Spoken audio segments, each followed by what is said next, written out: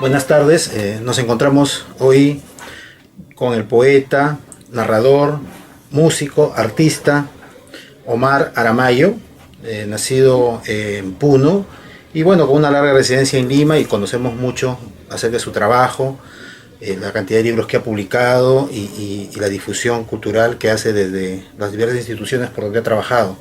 Y una de sus facetas, no sé cuán conocida, sea la de periodista, la de cronista.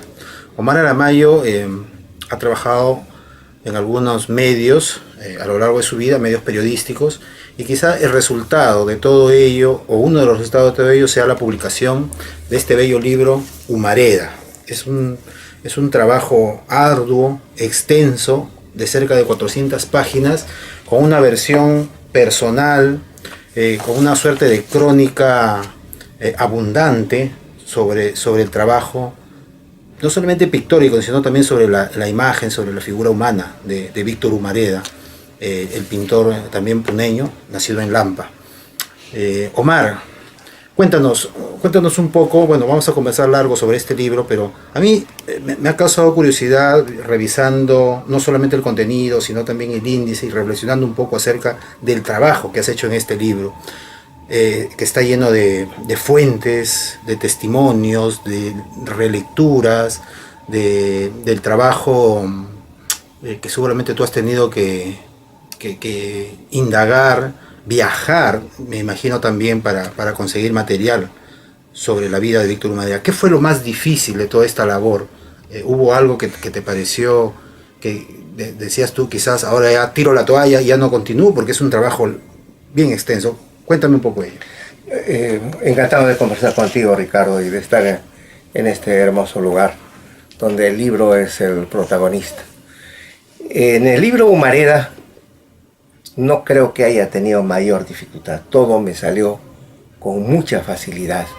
Es como si el espíritu de Víctor Humareda hubiese convocado a sus amigos, a las circunstancias donde yo pudiera estar presente y conocer más de él. Conocí en un momento a don Jorge Newman, fotógrafo, que me decidió a hacer el trabajo, me decidió totalmente y me dijo que conocía y era amigo de los coleccionistas de cuadros de Víctor, y que él podía fotografiar esas colecciones, esos cuadros. Y fue así que me decidí. Era como si hubiese una orden interior del universo, como si hubiese un movimiento cósmico, y los amigos de Humareda comenzaron a reunirse y vinieron a presentar sus posibilidades de contribución. De modo que cuando se terminó el libro, también desaparecieron, como si alguien les hubiese dicho: ustedes ya no son útiles, pueden irse. Entonces todo salió con mucha naturalidad, mucha espontaneidad. No diré con mucha facilidad, porque todo trabajo de escritura, todo trabajo de composición editorial, de diseño, implica sus propias dificultades, los propios tropiezos del trabajo. Pero como posibilidad de realización del libro, todo fue increíblemente fácil, simple, espontáneo, de modo que creo que fue una confluencia astral, fue una reunión de espíritus, y agradezco yo mucho a ellos, que tal vez la contribución más importante, aunque no creo que haya contribución más importante, todas lo fueron, fue la de Ivette Taboada. Ivette Taboada, que nunca o muy pocas veces había dado entrevistas, me dio una entrevista que duró 4 o 5 días, que al final viene a conformar un capítulo, el tercer capítulo del libro, donde se llama La leyenda de Ivette Taboada, que en algunos momentos yo pensaba y decía: esta no es una leyenda, es una confesión sincera.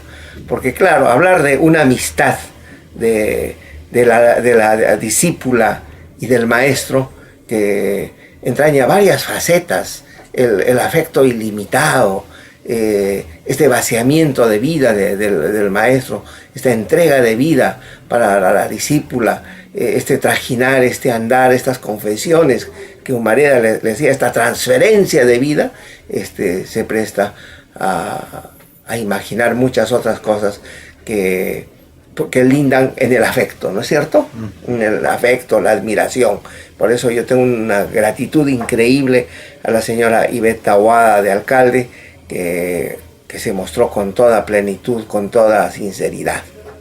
Omar, es evidente que tu cercanía de Terruño, de la coincidencia del lugar de nacimiento, te une a Víctor Humareda, ¿no? Ambos pertenecen a Puno, al altiplano, hay esas raíces que comparten. Obviamente que por ahí hay un elemento importante, seguramente para fijarte tú en Humareda. Aparte de ese elemento, ¿por qué tú eliges, por qué tú te motivas, decides trabajar con Víctor Humareda? También está la imagen del maestro, del amigo. ¿Qué es finalmente para ti Víctor Humareda para que decidas trabajar un libro acerca de su vida y de su obra y no, por decir, de otra persona que tú también hayas visto como un referente en tu obra o en tu vida? Es posible que el paisanaje con Humareda me haya decidido, aunque no lo creo. Lo que me decidió fue tener a un personaje absolutamente loco, un orate, un desquiciado, pero al mismo tiempo un esteta, un desentrañador, un geólogo, un minero de la belleza, ¿no? Un hombre que estaba extraviado totalmente, que había dejado las condiciones más básicas, más elementales de la vida para buscar la belleza, la composición, ¿no? Y que había logrado, ¿no? Porque cuántas personas, cuántos poetas, cuántos artistas se arrojan en esta búsqueda sin lograr nada, ¿no? No hemos hecho ese trabajo no lo ha hecho nadie, pero obviamente conocemos nosotros algunos amigos que se han dedicado a la poesía y que no han conseguido mayor cosa. Pero en el caso de Humareda, este hombre se arrojó, se abismó, ¿no? en temas tan difíciles como, por ejemplo, el misterio, ¿no? Él dice, si la obra de arte no tiene misterio, entonces no es obra de arte, ¿no? Entonces, estar detrás del misterio, buscar los rincones oscuros del universo y de uno mismo, ¿no? Y entregarse a ello, es inquietante, es contagiante, ¿no? Y claro, todos los grandes artistas que nosotros conocemos, llámese Verlaine, Rimbaud, el mismo Cérvulo Gutiérrez, que es contemporáneo de Humareda, están pintados por el misterio, ¿no? Son siluetas que tienen como panorama, que tienen como fondo al misterio, ¿no? Entonces, este ser misterioso a mí me atrajo desde siempre, ¿no? Yo quería saber cuál era el grado de su locura, si estaba completamente loco o su locura era más bien una mascarada, era un encubrimiento para poder vestirse de loco y que la sociedad se asombrase frente a este loco. Este hallazgo de su locura es un impacto que llega apenas lo conoces, o es un impacto gradual, porque obviamente me acabas de decir que eso es lo que te emociona y eso es lo que te lleva a querer conocerlo, pero esta locura que tú dices, ¿lo vas descubriendo gradualmente o de primera mano, en una primera experiencia? Yo siempre supe que estaba loco, ¿no? En 1967 o 68 lo vi en una actividad de la ANEA en la calle Puno, ¿no? En el centro de Lima, y me acuerdo mucho de la presencia señera del doctor Alberto Tauro del Pino, de otros intelectuales, jóvenes escritores, y Humareda estaba sentado ahí en el centro de la sala, mientras todos pasaban bien vestidos, con una copa de champán en la mano. Humareda estaba sentado en el suelo, no estaba sentado en una silla, y entonces yo creí que me podía aprovechar de aquel momento para iniciar una amistad, ¿no? Iniciar una conversación con él, pero era inútil, ¿no? Me aproximé y le dije, maestro, le dije, usted, ¿qué piensa de la vida? Y él me respondió y me dijo, ¿tú sabías que mi mujer es puta y que trabaja en un burdel de Berlín? Y entonces yo le dije, ¿y cómo se llama su mujer? Y él me dijo, Marilyn Monroe, ¿no? Pero no lo dijo pues así, estaba poseído, ¿no? El hombre estaba poseído, ¿no? Cualquiera hubiese pensado que estaba drogado o estaba borracho o hubiera sentido tal vez un golpe en la cabeza y despertar en ese momento para decir estas tremendas arbitrariedades para nosotros. Pero no, el hombre estaba, tenía una locura natural, era un loco natural, no necesitaba de ningún estímulo, no necesitaba que haberse tomado ningún brebaje, ¿no? Y entonces esa posesión de lo desconocido, de lo que no era, sin lugar a dudas es producto de un largo ejercicio, ¿no? Su maestro, el director de la Escuela de Bellas Artes, su mentor, dice que esta locura la había practicado, que era una locura practicada, que cuando era estudiante ya decía este tipo de cosas. Entonces, ese es el problema, ¿no? El que juega con la locura, pero el que juega de verdad con la locura, queda loco. Y es lo que le pasó a Humareda, ¿no? Dime una cosa, hay una parte del libro, y que me parece que tú también lo mencionas en un momento cuando presentas el libro, que él en todo momento repites que solía decir, pero no te olvides que soy un genio. ¿Cómo equiparar ambas cosas? ¿Es parte de lo mismo? Es parte de lo mismo, ¿no? O sea, su locura era la expresión del genio. Uh-huh. Era un genio como todos los genios del mundo, como Sócrates, como Platón, como Einstein, como Shakespeare, ¿no? A quien llamaba ese flaquito que se llama Willy y que me espera detrás de la puerta, ¿no?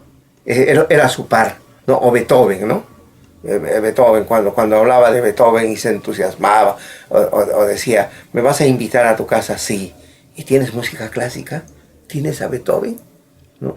Entonces, decía, no tengo. Entonces no voy, ¿no? O sea, sí, maestro, sí voy, entonces iba, ¿no? Pero ¿para qué? Para estar con un genio, ¿no? El mundo de la genialidad, la categoría de lo genial, lo había poseído completamente, ¿no? ¿Qué cosa significa un genio para él, ¿no? Lo mejor de la humanidad, lo más noble, el haber logrado su propósito, ¿no? El haber alcanzado lo que quería alcanzar, la plenitud de su vida, la plenitud de su razón y de su sentimiento. Entonces, sí, él era un genio. Hay una frase interesante, siguiendo esta idea, de Alfredo Alcalde, ¿no? Que lo conoció también y que le gusta repetir, ¿no? Él siempre dice que Humareda decía, un pintor debe ser al principio obrero, porque tiene que realizar un trabajo arduo, luego artista, que equivale al logro de la creatividad y la belleza, y finalmente filósofo, que coge los anteriores vestidos para expresar los ideales más alturados del ser humano. ¿Hasta dónde crees que llegó Víctor Humareda en esta categoría? Absolutamente llegó a la tercera categoría, ¿no? Cuando escuchamos o leemos sus frases, ¿no? Vemos que era un filósofo. Era un filósofo. Pero tenía lecturas, tenía formación. ¿Hasta dónde tú llegaste a conocer? Él de niño había leído todo el Tesoro de la Juventud. Entonces, si nosotros vemos que un anciano, un joven o un niño, en este caso un niño, ha leído el Tesoro de la Juventud, que tiene 20 tomos, ¿no? Con sus compañeros, ¿no? Entonces ya tenía una cultura vasta. Y cuando llegaba a algún lugar, lo primero que visitaba era una biblioteca, ¿no? Y él leyó mucho a Kierkegaard, era gran lector de Kierkegaard, ¿no? Y entonces él se poseyó de la teoría de la angustia, ¿no? Él decía, tengo toneladas de angustia, por eso pinto. Entonces su genialidad estaba nutrida de este material combustible que es la angustia, ¿no? Pero eso lo toma de los existencialistas. Era lector de Sartre, ¿no? Pero sobre todo era el lector de Kierkegaard, era el lector de Nietzsche, ¿no? Era el lector de Freud, que son todos los intelectuales que trabajan el tema de la angustia a nivel psicológico, a nivel filosófico, ¿no? A nivel de realidad social, porque la angustia cobra su mayor interés después de la Segunda Guerra Mundial, ¿no? ¿Qué pasa con todos estos jóvenes que regresan de la guerra? ¿No? Regresan con toneladas de angustia. Son jóvenes que han matado o han sido asesinados, algunos de ellos, sus amigos han sido asesinados. Y entonces, ¿qué van a hacer en este nuevo mundo donde no hay guerra, donde no hay matanzas, donde no hay sangre, ¿no? Y donde todo eso se les ha hecho hábito? Entonces, ¿qué cosa tienen? Angustia, ¿no? Entonces así aparecen los beatniks, así aparece Sartre y así aparece Humareda, ¿no? Porque tiene toneladas de angustia. A César Calvo le decía, Víctor, ¿por qué pintas? Porque tengo mucha angustia, ¿no? ¿No? O decía, necesito más angustia, necesito pintar, ¿no? Y lo estaba haciendo en todo momento. Y lo estaba haciendo en todo momento. Hay miles de apuntes, ¿no? Que han quedado en diferentes lugares, ¿no? Servilletas, libretas, bueno, y aparte en su estudio, ¿no? Esa es otra de sus facetas, ¿no? La faceta del dibujante, ¿no? Que tenía siempre su tablero y lápices de todo número. Y entonces sacaba y siempre estaba dibujando, ¿no? Porque su lema era dibujar, dibujar, dibujar. Si no dibujas no puedes pintar, decía, ¿no? Porque él no era pues un pintor abstracto, ¿no? Aunque tiene todos los elementos para poder ser un pintor abstracto por el trabajo del color, pero él era un dibujante, ¿no? Y entonces estaba trabajando permanentemente. Y cuando dibujaba, se ven las indicaciones, ¿no? Verde, violeta, verde vejiga, ¿no? Azul cobalto, ¿no? Y además indica las proporciones, ¿no? Y esa es una cosa que hay que recuperar de Humareda, que no solamente es un inspirado, no solamente es un angustiado, no solamente es un llamado de los dioses, no solamente es un genio, sino es lo que decía este alcalde, es un obrero, ¿no? Es un técnico, ¿no? Sabe cuánto de color, cuánto de pigmento hay que ponerle, ¿no? Es un verdadero obrero, ¿no? Y entonces, y está detrás de esa técnica. Entonces, obviamente, se trata de un ser donde se conjugan una serie de elementos, no solo la genialidad, sino es la técnica y otra cosa que es la racionalización, es decir, es la filosofía, ¿no? Pero hay momentos en que llega a crear categorías filosóficas. Por ejemplo, cuando dice Omar, ¿no te parece que Marilyn existe mucho más que las mujeres que existen? ¿No? Ahí está creando el sentido de lo abstracto, ¿no? Claro. ¿No? ¿Qué cosa es Marilyn? Es una abstracción, ¿no? Y como eso tiene una serie ese no es un chispazo, ¿no? Es un continuum. Y allí vas a encontrarte con verdaderas joyas del pensamiento filosófico, ¿no? En Humareda no solamente es el filósofo que pinta, sino hay un ser que lo acompaña, que es el filósofo. El mismo hecho de haber creado, de haberle dado vida a Sócrates, ¿no? Tenía su sillón, y decía, bueno, vamos al sillón de Sócrates y vamos a conversar allá.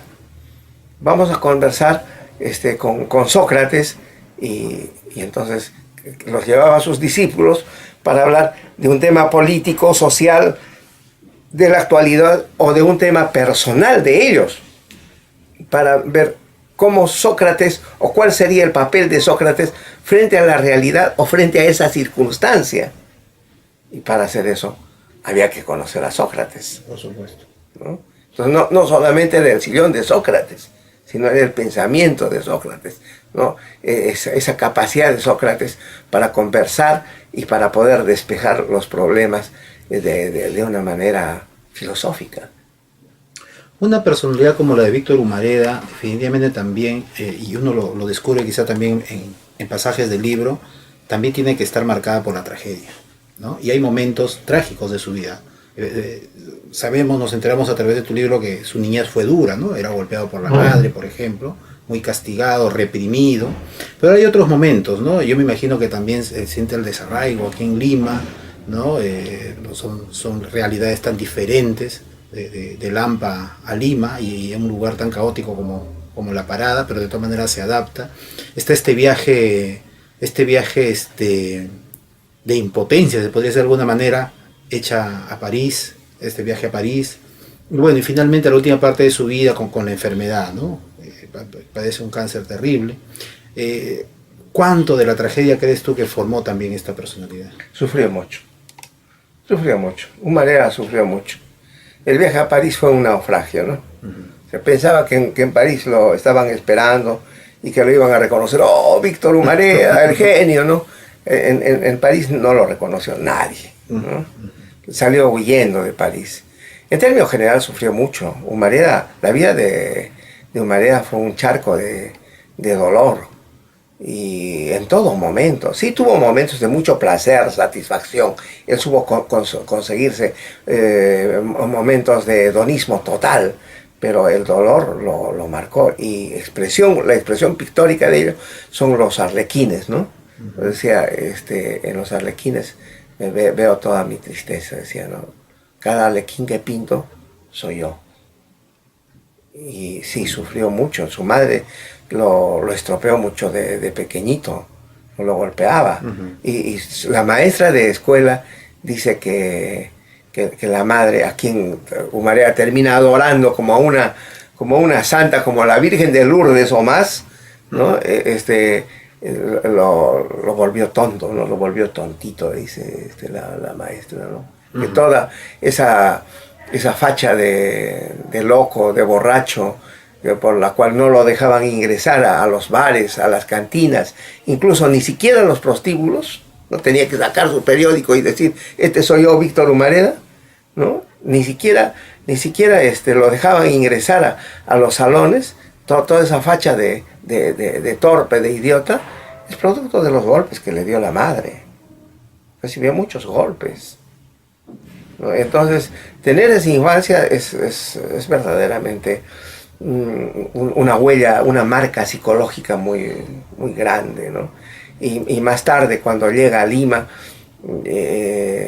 todos los desplantes, los desaires que le hace la gente, ¿no? El no tener dónde dormir, dónde comer, ¿no? Y sobre eso, como un verdadero Quijote, haberse levantado y haber desafiado a toda su generación para decirles, ustedes no regalen sus dibujos, no regalen sus pinturas, todo lo que ustedes hacen es trabajo, vendan su trabajo, porque eso es lo que dice Alfredo Ruiz Rosas, ¿no? Lo que Humareda enseñó a mi generación es a considerar, a valorar nuestro trabajo y a vender nuestro trabajo, ¿no? Entonces, conseguir eso le causó mucho dolor, ¿no? Tener que hacer 10 dibujos o 20 dibujos en una noche para conseguir un plato de chaufa en la calle Capón, es de un sacrificio increíble.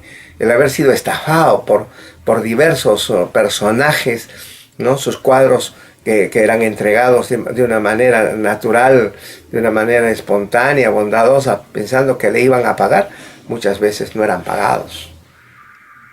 Entonces eso le causaba mucho dolor, ¿no? Y yo creo que él era consciente que siquiera se hicieron 3 o 4 fortunas en base a su pintura, ¿no? Que los corredores de sus cuadros sí se enriquecieron. ¿Y él tenía una opinión acerca de eso? Yo creo que dejó hacer y dejó pasar, ¿no? Creo que sus discípulos al final de su vida lo protegieron, ¿no? Y ve dentro de ellas y algunas otras, ¿no? Por ejemplo, esta anécdota que cuentan de uno de sus corredores que sale de una operación, despierta de la anestesia, y viene este señor, ¿no? Y le dice, Víctor, todo lo que has sufrido, todo lo que has pintado, ¿no? Eso todo para mí, mira, aquí están los colores, te dejo los cuadernos, todo para mí, me dices cuánto te debo, todo para mí, ¿no? Y entonces su discípula se acerca y le dice, no, Víctor, tú no vas a pintar, tú vas a descansar, ¿no? Y entonces sí, sus discípulos al final Y yo creo que los 6 últimos años, 6 u 8 últimos años de su vida, estuvo muy respaldado, muy resguardado por una corte de discípulos, ¿no? Que lo seguían y que lo llevaban, que lo traían a los diferentes lugares a cobrar a sus acreedores, a cenar, a tomar desayuno, ¿no? Estuvo muy protegido, ¿no? Creo que sus 6 u 8 últimos años, en los cuales fue celebrado por la prensa, ¿no? No hay que olvidarse que Humareda fue celebrado por la prensa ya al finalizar su vida, y fue protegido por sus amigos y fue muy estimado por algunos de sus clientes que lo buscaban y le daban un lugar preferencial, ¿no? Y Víctor se tomaba unos aires y unos pistos y comenzó a vivir realmente la genialidad. El problema de Humareda es que vivió demasiado poco, relativamente demasiado poco. Vivió 66 años. Yo creo que si Humareda hubiese gozado unos 10 años más, no habría sido una vida justificada, pero se murió antes de tiempo. Su enfermedad, como has mencionado, es una enfermedad de mucho dolor, ¿no? Le extirparon hasta en 2 oportunidades el tumor que se le había enquistado en la garganta, y que se le venía el tercer tumor hasta que el médico dijo, no podemos hacer sufrir tanto a este hombre, ¿no? Este hombre ya no da más. Y otra cosa, que le extirpamos el carcinoma y nuevamente va a volver a recidivar. Entonces, ¿para qué le vamos a hacer sufrir más? Y entonces ya este pequeño monstruo fue creciendo en la garganta hasta asfixiarlo. Entonces eso tiene como consecuencias un dolor infinito. Omar, y a pesar de esto, de estos 2 elementos que dice que él, me dice que él empezó a gozar de todas maneras un poco de su fama, y también de todas maneras la enfermedad que lo tenía relativamente minado, no lo decide a salir de la parada. ¿Por qué? Porque era su medio. Yo creo que si le hubieran... No pudo adaptarse en París, pero creo que tampoco podría haberse adaptado en Lampa. Yo creo que encontró su paisaje natural. ¿Qué tenía la parada? Encontró su nicho ecológico. La parada tenía, en primer lugar, a sus personajes, ¿no? Tenía a las prostitutas, tenía a los locos, a los mendigos, ¿no? Tenía a gente que lo conocía, que lo reconocía. Tenía la comida que le gustaba a él. Por ejemplo, un día lo invita a uno de los coleccionistas de sus cuadros, y entonces en un lugar sumamente ficho, ¿no? Y entonces le dice, Víctor, ¿qué te sirves? Y entonces en este lugar absolutamente elegante, Humareda dice, quiero un caucao. Y entonces pregunta, ¿puedes servirle un caucao? No, señor, en este lugar no preparamos caucao. Ah, bueno, entonces vayan a traerle un caucao. Entonces mandaron un carro para que fuera a conseguir un caucao, porque al pintor se le había ocurrido que ese día le tocaba comer caucao. Y entonces este tipo de cosas, ¿no? Por ejemplo, la comida que le servían en la parada era increíble, ¿no? Los desayunos de la parada, ¿no? 2 vasos de jugo, 3 panes con queso y carne y un bistec y huevos fritos. Eso solamente se lo podían servir en la parada a su gusto, ¿no? Entonces el ambiente, ¿no? El ambiente del hotel, ¿no? En algún momento tenía que salir de su alojamiento del Hotel Lima, y con Ivette van a buscar un lugar apropiado donde podía trasladarse, porque el administrador del hotel era un tipo malvado. Y entonces van a buscar un lugar y van donde los Yuyashkani, que alguna vez muy generosamente le habían ofrecido que fuera a vivir con ellos. Van a Brasil, a una de las últimas cuadras de Brasil, tocan la puerta, ¿no? Y no les escuchaba a nadie, y al fondo había una música de tambores, así, los tambores se agitaban así, al ritmo del mar, y más que el mar, y levantaba olas así, y entonces Humareda dice a Ivette, esto no es Beethoven, Entonces salen huyendo antes que los dueños del teatro, del taller salieran, y cuando salen le dicen, Víctor, Víctor, Víctor, ven aquí. Pero Víctor ya estaba en el taxi y ya no quería saber nada, ¿no? Porque lo que él quería era Beethoven, ¿no? Y entonces de donde podía salir a escuchar Beethoven era de su habitación.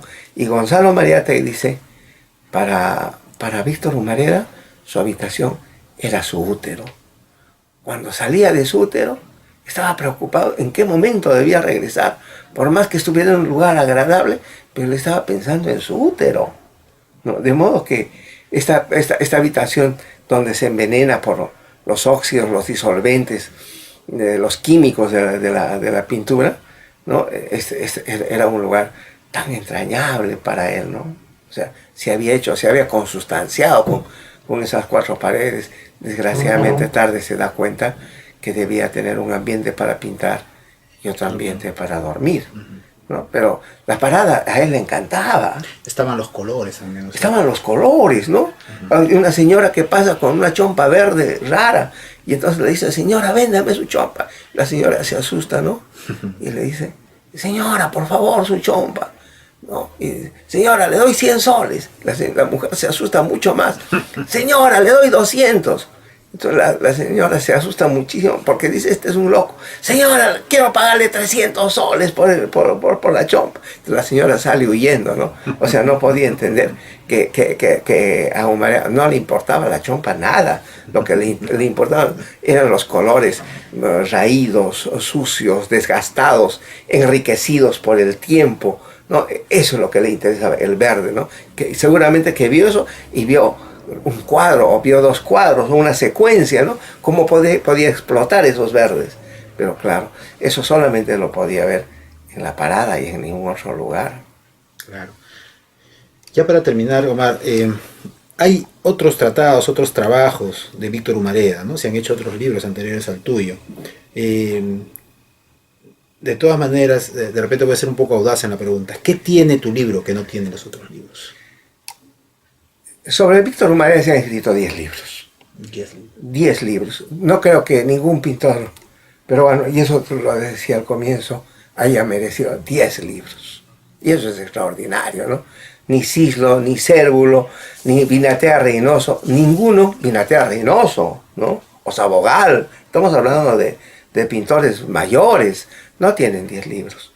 Y entonces, dentro de esos 10 libros hay algunos más valiosos, unos más valiosos que los otros. Y justamente uno de los autores me mandó a decir, mientras yo escribía el libro, qué de nuevo podía escribir yo, si ya todo estaba dicho en los demás libros. Y entonces yo no entendí, ni sentí la pregunta, no sentí el golpe de la pregunta, ¿no? Y cuando terminé, la pregunta se me vino otra vez, ¿qué de nuevo tiene, no?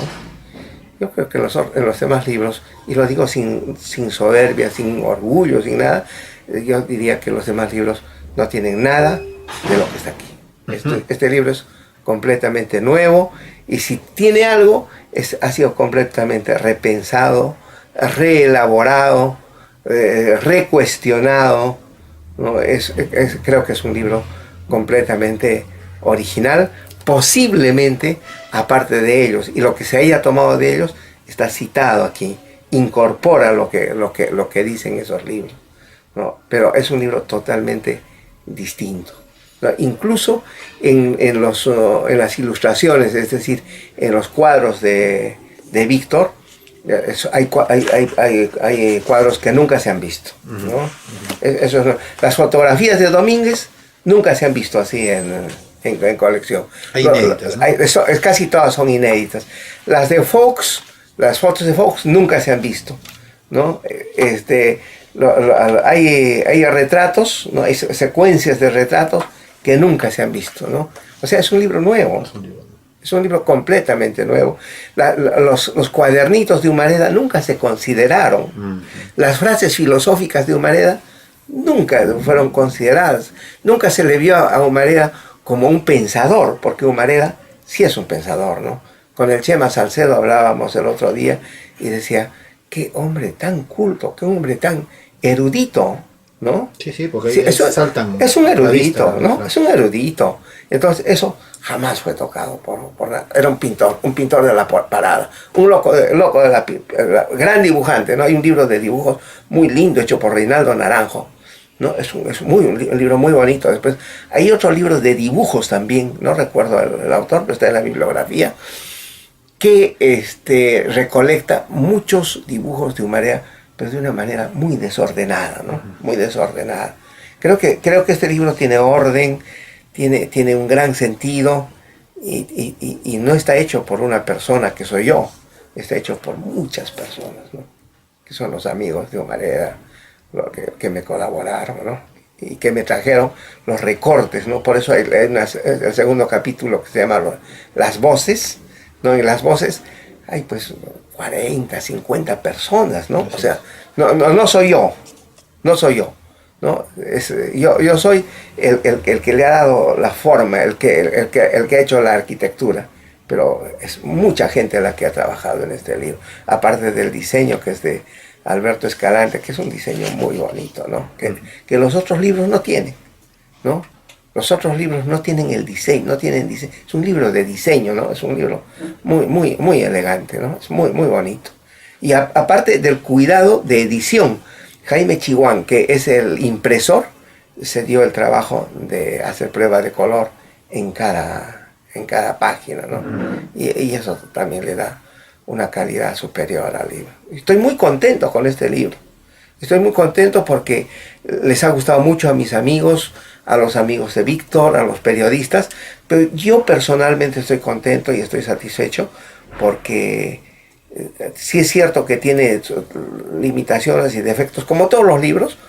Es un compendio de emociones y de acciones y de una acción colectiva, ¿no? Es un libro colectivo donde ha intervenido mucha gente. Bueno, y lo que sí tiene de todas maneras es tu espíritu, ¿no? El espíritu, la energía de Omar Aramayo, ¿no? Eso no lo podemos negar. Bien, Omar, te agradecemos mucho por estos minutos y sabemos que tienes ya en prensa y a punto de salir un nuevo libro, me parece que es sobre los Tupac Amaru. Ojalá que salga pronto y para poder tenerte nuevamente en Libros Peruanos. Muchas gracias. Muchas gracias a ti, Ricardo, muchas gracias a la dueña de esta casa. Estoy muy contento de estar aquí, me siento como en mi casa. Muchas gracias.